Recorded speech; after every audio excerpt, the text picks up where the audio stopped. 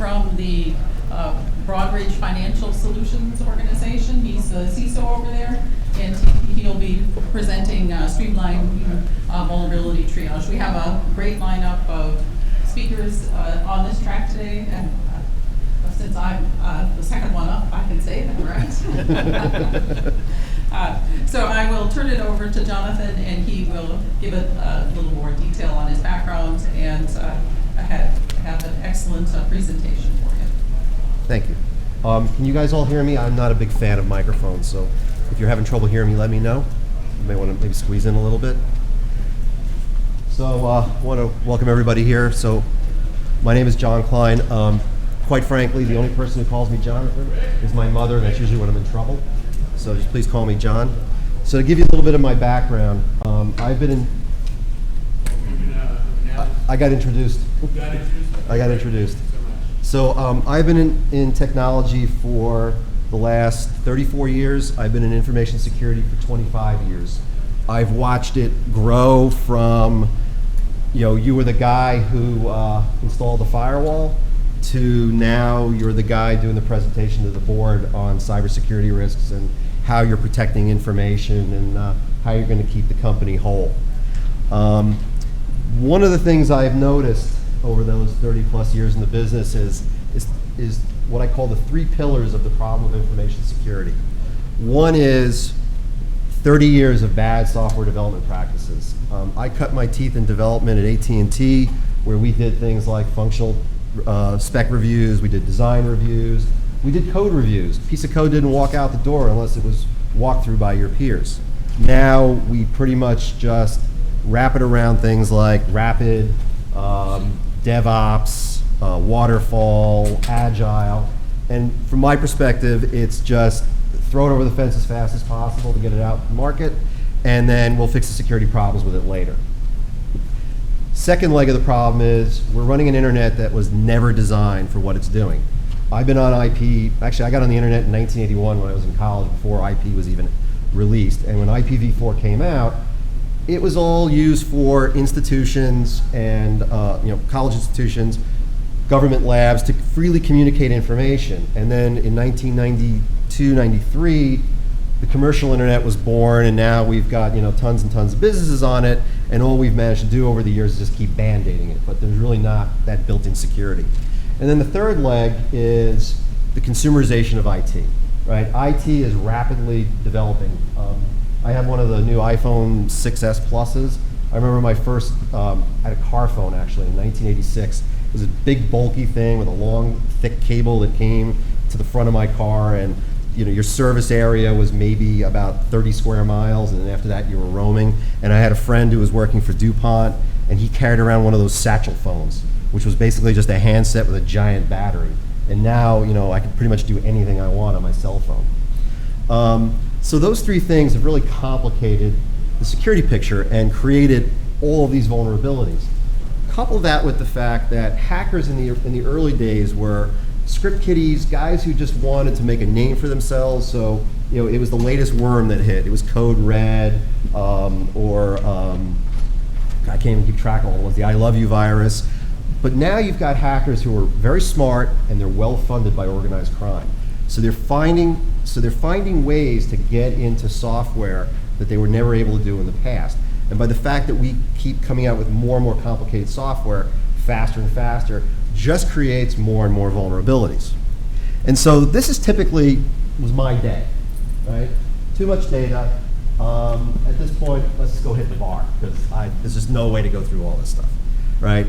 Hundreds and hundreds of vulnerabilities, and I tell you, my company, we have over 600 homegrown applications. That's pretty much the bulk of our business, and they run a variety of different platforms. So I don't even have just one homogeneous platform to work off of.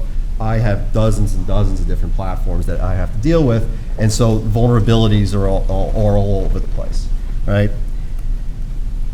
And the question I always had was, how do I make sense of this stuff? How do I communicate risk to the business, right? Because I can find technical vulnerabilities in applications, but how do I turn that around and say, this is a risk to the business that needs to be prioritized?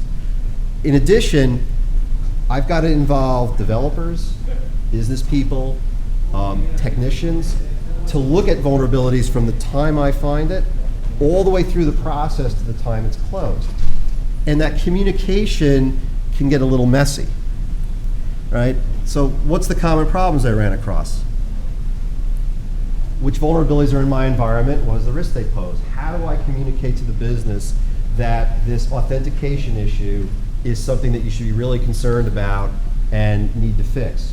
How many were affected by the Poodle vulnerability that came out last year? Raise your hands.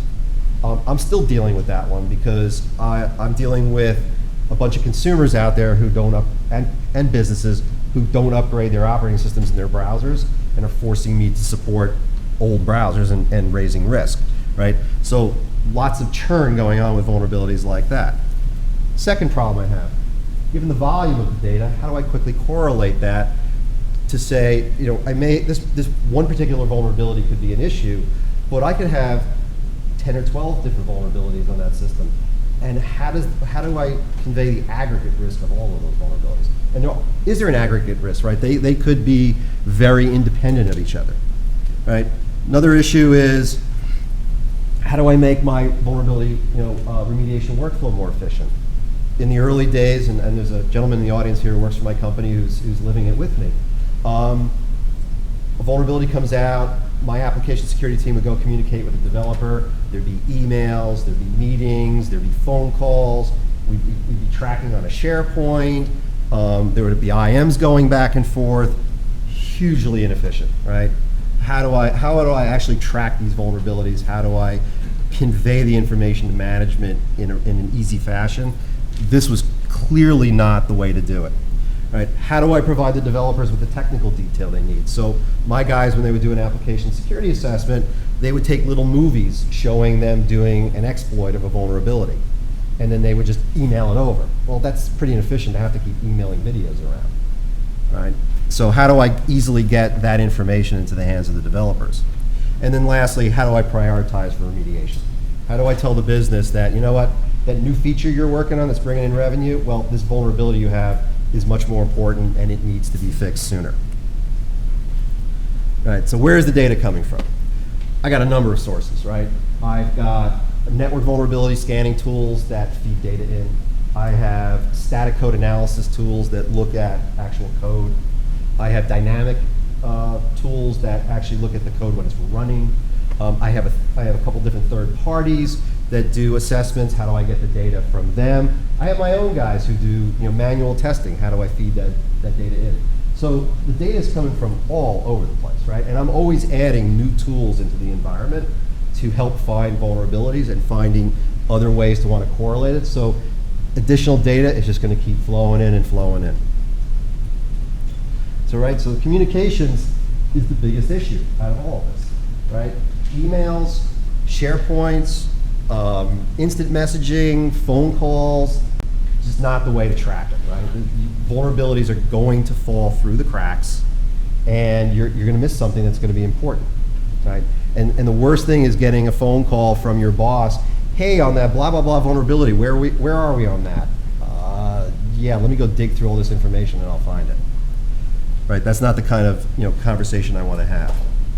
Right, so like I said, where I work, these are the kinds of things we had to use. Right, SharePoint, spreadsheets, emails, PDF reports coming from the third-party vendors. If vulnerabilities couldn't be fixed in a time frame, a specific time frame, there had to be a policy exception. How do I track all of those to make sure that they eventually get fixed? So, I said, wild inefficiencies. I kind of make a joke that the modern day CISO works 24/7, 365, waits for the next crisis to occur, keeps a bottle of their favorite spirits and antidepressants in their desk, and has suicide prevention on speed dial. And I think managing vulnerabilities definitely contributes to that, right? I also get that question asked of me by a lot of vendors, what keeps me up at night?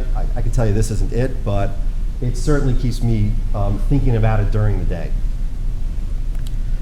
So the problems I had to resolve, the difficulties in the follow-ups and tracking of emails, right? That's just not a good way to do it. Emails get lost. Developer interaction, we weren't really getting good interaction with them because it was trying to find time on the calendar for meetings, trying to get them data, going back and forth on remediation. Very, very difficult to obtain metrics. It's very, I don't know if anybody's trying to pull good metrics out of a SharePoint or a spreadsheet. Doesn't really work so good. A lot of time wasted by my security analysts manually generating reports. I've got 8 analysts. I've got about 1,200 developers that I support. So I can't afford to waste their time on a poor process. And it's a drain on available staff hours. Not just on my side, but on the developer side. Like, we don't have that kind of time. Right? So from the people management perspective, it was like herding cats. Then an idea came to us. About 3 years ago, we met a company called NetSpy. And they had a solution. It was a correlated vulnerability management solution. It was brought to me by the guy who runs my application security team. And he was very interested in what they had because he was the one struggling with trying to manage all that vulnerability data that just kept growing and growing and growing. And how do we handle it? And so we met with NetSpy, dug into their platform, really liked their platform. Did notice early on there were things missing that we would want in there. And so what we ended up doing is kind of forming a partnership with them where we would work with them to create new features in their tools to support us, and then they could turn around and go ahead and sell them. So, from the platform perspective, what did we need to do? We wanted to integrate all our different scanners into the tool. We wanted to be able to feed the data out of their tool into our RSA Archer system, because that was where all our reports came out of with respect to policy exceptions, risk tracking, right? We wanted to be able to get historical data out and not have it be living in SharePoint, so we needed to grow. We wanted a single repository for all of it, and we wanted consistency in our reporting, right? To our developers, to our business leaders, any of the stakeholders that would be involved in a particular application. And so I said, channeled John McCard here and said, make it so. And so, we bought the tool. Well, actually, we bought the service. It's a cloud-based service. Got it up and running within a couple of weeks, had it integrated in our environment, started pulling in the first couple of applications, kicked the tires, and just let it loose. And it's been great for the last 3 years. Right? So we evaluated it, we selected it, kicked it out the door, and we continue doing the integration.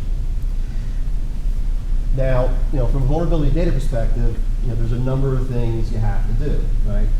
We need to define and document the policies and standards. So we have policies and standards that tell our developers when they have to fix vulnerabilities.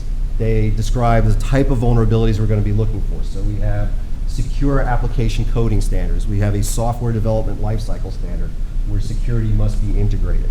Right? So we're telling our developers, here's how you're going to be developing your applications from a security perspective, because this is what we're going to test against. Right? We had to inventory all of our applications and get it into the system. We had to create test plans. When are we going to assess these applications? How deep are we going to assess these applications? Do we do a full-on assessment? Do we do a light scan? Do we just do a code review? Maybe we just do we're actually considering the idea of some of our lower risk applications, just doing a 2-hour checkup meeting once a year, just to get a sense of what's in the application and things we should be concerned about. And maybe, if we need to elevate that application to a higher risk profile. Right. We'll conduct our tests and verify our findings. We'll then be able to deliver those findings to the developers. Right? So a common portal with which they will be able to pull up their findings and all the associated data going with it. They'll do the analysis, they'll prioritize, and then they'll go through the remediation cycle, and then we'll validate that they actually did fix the vulnerability through the retests. And if they didn't, we kick it back out to them and say, you failed, you need to go back and fix this again.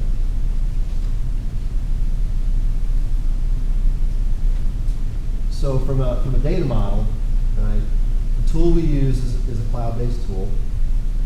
We'll be able to correlate our findings through their vulnerability and repository workflow engine. So the nice thing about the workflow engine is, as vulnerabilities come in, we can identify which developer they belong to. Developers get notification. By the way, if anybody is interested in these slides after this presentation, please come up and see me and give me your email address. I'll be happy to mail it to you, so you don't have to try to take pictures of things. So I'm sorry, I lost my thought there. So developers are notified when they actually have a vulnerability they have to look at.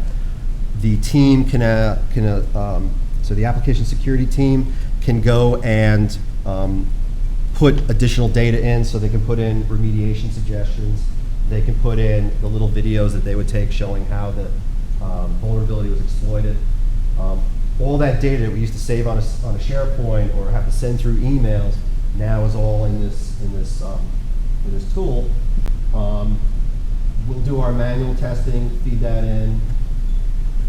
We can feed the data out of the tool into Archer. So one of the things NetSpy helped us do was integrate with our Archer vulnerability module, so that because we do our policy exceptions in Archer and we pull our reports from Archer, you need sufficient vulnerability data in there to be able to correlate against the exception. So there's that feed in from the tool. We've also fed in data from them, that they do some of our vulnerability assessments, also from White Hat Security. So White Hat, I don't know if everybody's familiar with it, is another one of those penetration as a service, and they have a portal that contains all the vulnerability data. We actually then feed it down into our vulnerability management portal, so it's all in one place, because very difficult to manage the data if it's in multiple portals. And please, if you have any questions, I don't want to hold it up till the end of the talk, so please stop me at any point if you have any questions on any of this stuff. Question. Yes? Is that an automated, like the reporting in archive, is that an automated reporting to Jira that you have from Archer? So we're not using Jira. NetSpy supports Jira. All our reporting goes into Archer. So And that is an automated feed. it's automated, so every Right. single- I think it's like every hour we pull into it. Okay.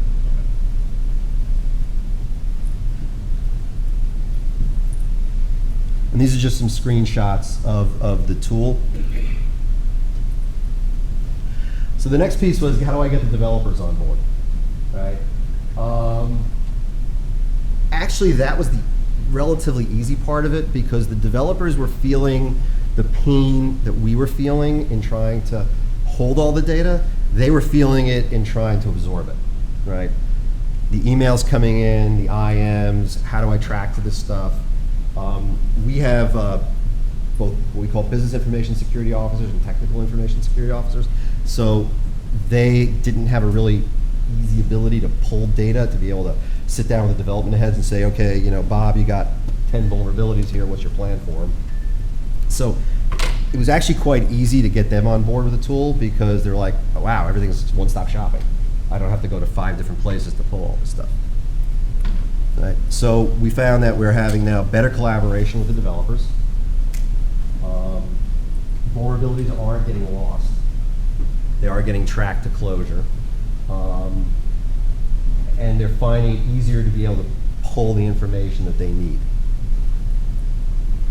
Right. And these are some various slides on the interaction, how you can assign an issue to a developer. This is obviously not real data, but you can see, you know, SQL injection is assigned to a developer, Christy Foss, so that person will get a notification. You got a SQL injection in your application, you need to go review it. All right. Developers can then report when the issue is fixed, schedule a retest. We can then go do the retest. Sorry. We can go do the retest and then validate if the issue's been closed out, or reopen the issue and say, no, this hasn't been fixed. And instead, I'm sorry, yes, question? Yeah, this sounds great for homegrown applications and the development staff is in-house. How can you use third party tools? So good question. So the question I was asked was, this is great for in-house development, how do I do it with third parties? So I actually have a few third parties that do some development for us, and we're able to scan their applications and then feed the data in.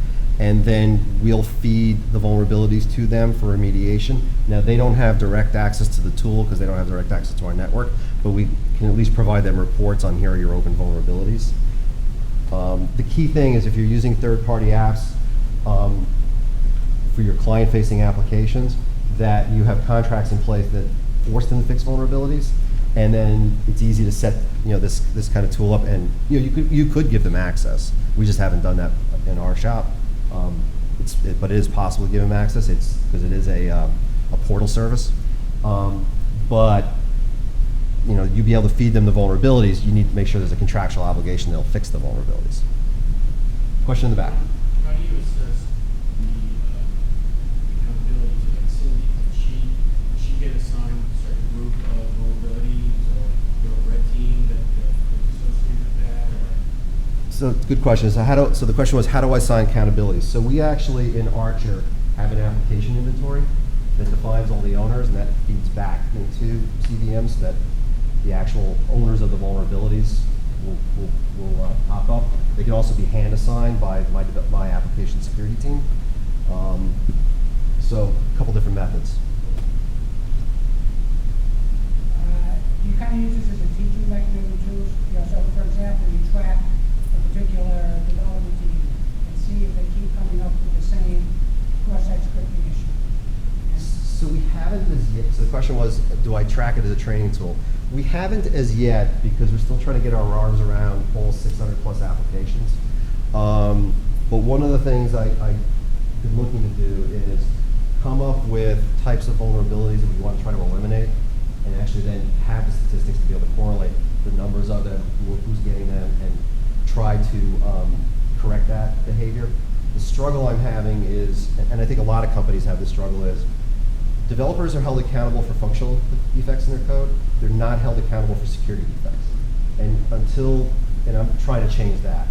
Security defects are no different than functional defects. It is a defect in the code, and they should all be held accountable to that same standard. Now I have the data at least to back it up.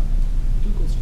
One is, you're talking about all the developers and applications. Are you also doing infrastructure vulnerabilities like that? So good question. That's kind of on the, so I'm not going to try to find the slide on that. So there's some next steps, right? So right now what I have is I have my application vulnerabilities in, I have all my feeds that I want, all my application feeds in. So now what's the next step? So the next steps I'm working on is, so we use the common vulnerability scoring system. So all of our master findings have a base score. We're now working on questions, business questions we want to ask the subject matter experts to be able to get those artifacts for both the temporal and the environmental score, to now integrate that and get a better risk score. The second thing we're working on is integrating our network vulnerability scanner data into CVM. The idea being is we want to correlate, and actually we're going to get Archer involved in it too, is so we have an application inventory. We then want to get an inventory of devices that map to those applications. So if I have application X, I know what web servers, what application servers, and what database servers support those, have those vulnerabilities fed in, and then correlate all that data. So that's on the roadmap of like the next steps. This is going to be constantly evolving because I'm trying to get away from looking at an individual vulnerability and risk. I'm trying to look at how do I pull together aggregated risk, right? Because a couple of single vulnerabilities may not cause a problem. You aggregate all those together, and now it paints a different picture. The second part of the question is that Archer has a VR product, and so with that, it's a separate module. Yeah. Did you Tried it, didn't like it. Just didn't do what we wanted it to do. It's not really geared towards taking all those feeds in and doing the correlation. So we decided not to bother with it. We kind of used, I think, one of the other modules to build the vulnerability piece. It was the policy one we used. Question? So I heard you talking earlier about how you might be taking a different approach for different applications based on the risk of them, many different factors. And I'm also wondering, perhaps this is based on the deployment life cycle and the duration of that, but when you do your analyses and you feed that information back to the developers through your system that you just showed us, what's the time frame or the frequency of part of the SDLC? I don't know if that's variable depending on the project in which that occurs. Because I heard you saying you're moving towards getting to your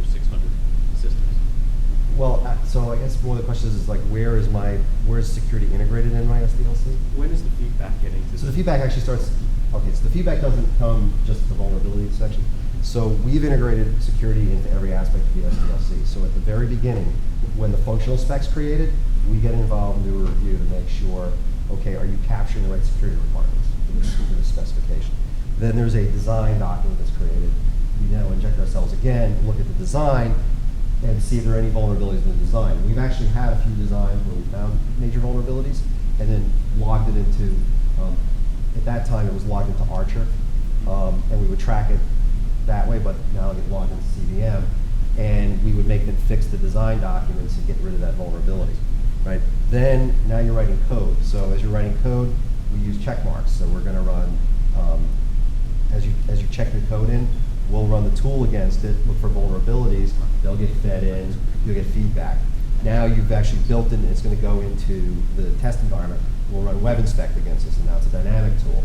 More vulnerabilities are going to get found, they get fed back in. Now we want to do, we're going to do a manual testing. Right? We'll go in, more vulnerabilities are found, and they get fed in. So I guess to answer your question, the feedback's coming at every step of the SDLC process, not at just the end. It's great to hear that you're doing it and checking. Well, because there's a chart somewhere, I don't have it in this presentation, but I've seen it, is the cost of a vulnerability remediation rises dramatically the further you get into the SDLC process. And the problem is, you can get the developer's attention when they're developing the code to fix it, but once it's gone out the door and they're working on the next thing, it's hard to pull them back in to go work on this, right? It now becomes okay, what's got a higher priority? The next piece of code he's working on or going to fix this problem? That answer? Absolutely. And I'm just trying to be cognizant of the time for my next speaker so that I'm not taking up any of her time. So I said, so we're working on customizations. So NetSpy has been a great partner of ours in that we're helping them improve their tool. They're helping us improve our processes by giving us the features in the tool that we need to be successful. Now, I don't, can't speak for your companies and the complexities of your applications. I got to think that in my organization, it's pretty complex given the number of platforms and the number of applications that we have. That something like this is valuable, and so we're going to continue working with NetSpy to improve the product so that it improves the services. And I said earlier, one of the things we're working on is the improvements in CVSS risk scoring. The features are in there for temporal environmental. What we don't have is the questions, and that's kind of the struggle we're going through now. Are what are the right questions we should be asking the business to assess what value this application has to the business? And we've taken like some of the simple questions, like, okay, is it internet facing? That raises the risk profile. Does it have PII data? Okay, that raises the risk profile. Is it consumer based? Okay, that may raise the risk profile. Are there client contractual obligations to assess applications? But there's still things about the application we're not sure of, like, okay, what's the revenue behind this application? Is it 1% of what the company makes or 30% of what the company makes, right?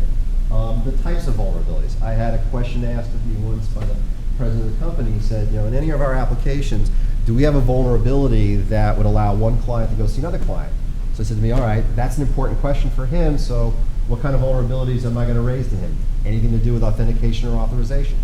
That's going to be the type of vulnerability that would allow one client to go see another client, and that tells me that's going to get his attention, and he's going to prioritize those higher than, say, some information leakage or brute force on a user ID.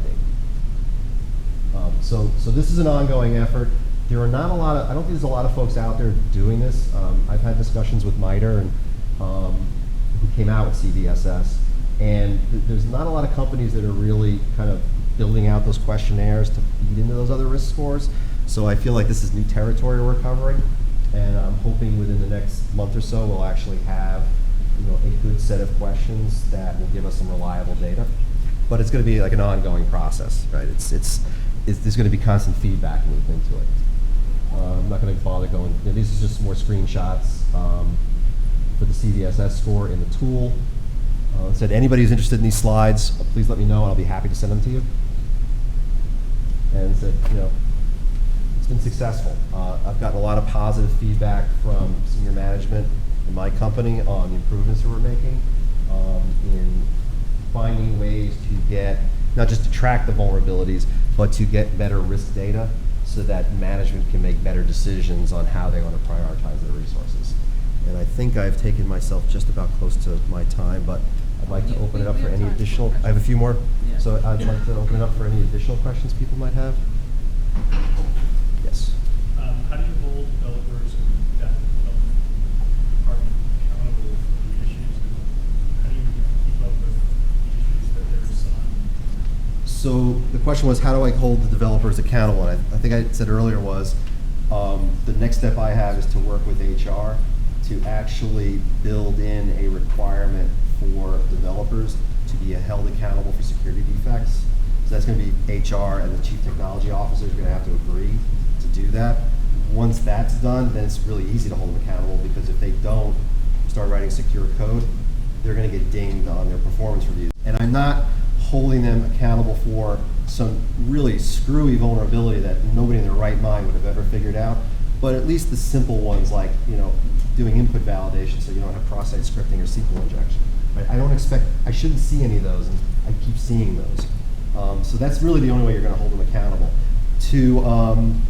From a reporting perspective, so we provide weekly reports to the two development CTOs and their BISOs, so they see all the vulnerabilities that are out there, and they work with the developers to track against them. And then quarterly, we give metrics reports out to senior management that will show average days open for a vulnerability based on the criticality, average days until a remediation plan is filed. So executive management is now getting those reports, and that'll get pushed down to say, hey, too many vulnerabilities, we need to lower our risk. There was another question. Yes. So you mentioned along the way a few different tools. You mentioned check marks, I think web inspects, and you talked about identifying this platform you're using. Could you kind of characterize how much you do from an internal assessment versus leveraging external help?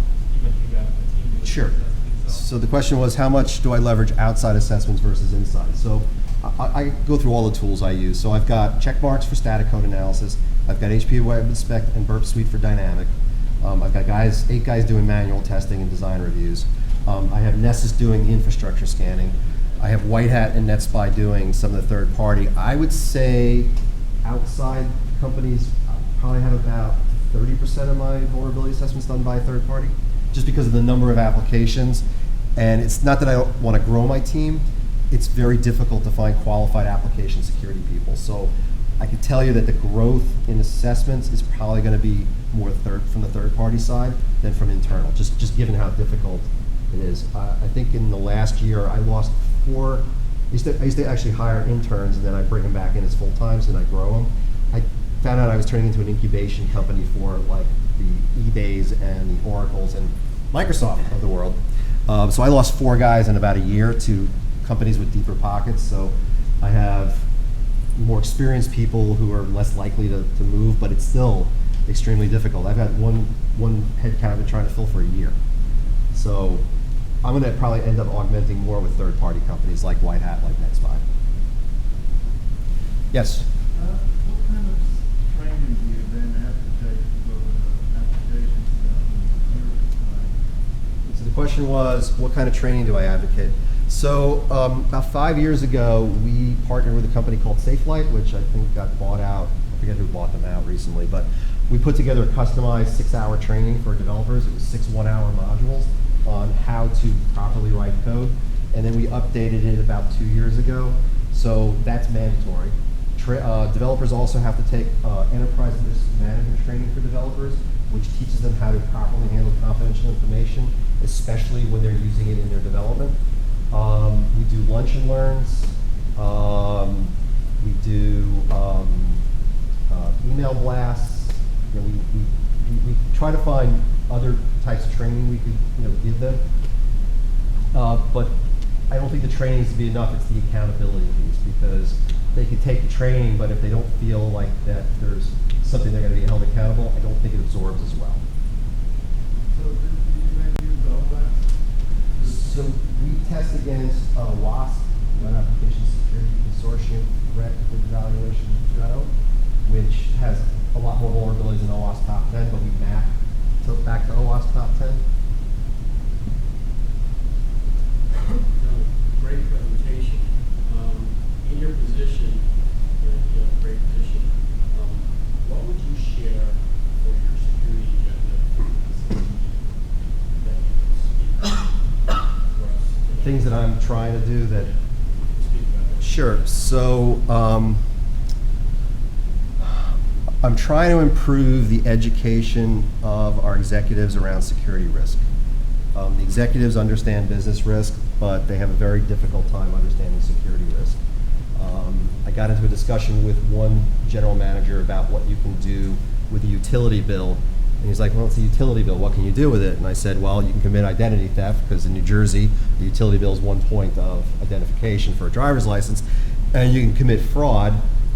Duke Energy had that problem a couple of years ago when somebody got a hold of their small business accounts and were calling their account holders saying, this is Duke Energy, you're behind on your bill, we're going to shut you off in 45 minutes unless you pay up, and people running out and buying prepaid debit cards and paying this person from Duke Energy, and it really wasn't anybody from Duke Energy. So education of the executives on understanding security risk and not underestimating security risk. I think we as human beings tend to underestimate it. Holding developers accountable for their vulnerabilities. Until we do that, I'm not going to reduce the number that are coming in. It's just going to keep increasing. And I think a lot of companies are having that same problem. So you end up with what I look at as an indifference to security by developers. Definitely improving the tool. I was actually having a chat with the folks from NetSpy about the value of including threat intelligence data into a vulnerability portal, because if everything I'm doing is about risk, right, what's one of the 4 pillars of risk? Threat, right? What's another one? Likelihood. If I know I have a vulnerability and there's threat data out there that says that folks are trying to exploit this vulnerability and there are exploits in the wild, that raises the risk profile, right? So definitely including threat intelligence data into the vulnerability management portal. It's really becoming less and less of a vulnerability management portal and more of a risk management portal for technical vulnerabilities. So those are some of the things I'm looking at.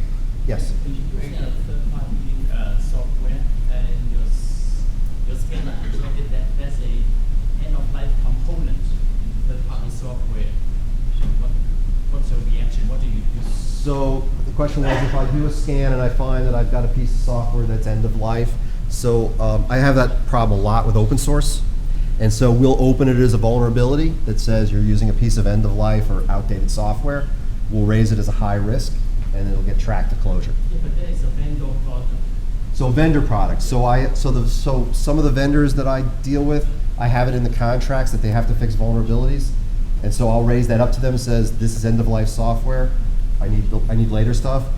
I force the business to actually upgrade, right? Because they'll have to go back to the vendor to buy the newest software to be able to integrate into their application. So it's still tracking it like any other vulnerability, right? It's raising the risk up to management that says, you know, we've identified this vulnerability of you're running an end-of-life piece of software as part of your application and you're not getting any security fixes, you need to upgrade. The biggest one is Java, right? Everybody keeps falling behind on the latest and greatest Java and getting the businesses to keep upgrading Java. Any other questions? So do you believe in like having secure modules in modular code and less like particular module that's not having any vulnerabilities? The question is do I believe in secure module code and will I bless a module? Yes, right? If we're a big proponent in our organization of reuse, so if I can get people to create libraries that I can test once and say, okay, this is clean, use this, as opposed to developing something homegrown. And in fact, my group a few years ago developed some security libraries that we put out there to say, you know, use these for things like authentication so that you're not using, or actually the big one was for input validation. Use this because we know these are clean as opposed to you developing your own. So yeah, the more you can give the developers modules that are secure to do certain functions, especially security-related functions, the less likely you're going to find security vulnerabilities. How are you tracking those? Right, so every time a module is used in the future, you think it's secure, passive, then, 2 years from now, 3 years from now, we find out there's actually a vulnerability, right? So how are you tracking? So we would be retesting the library periodically. I don't remember the last time we retested our library, but we would retest the library periodically to make sure what we develop is still secure, just like any other piece of code. I mean, with the deployment of check marks, even if code hasn't been changed, we're still going to run it against every application periodically, just to see if because new vulnerabilities pop up, even if you haven't changed code, it could have just been there and nobody discovered it. Any other questions? I wanted to thank you very much for your time and letting me speak to you on this subject. I'll be hanging around if anybody has any follow-up questions they want. And like I said, if you would like a copy of the slides, please let me know and give me your business card. I'll be happy to email it to you. Thank you.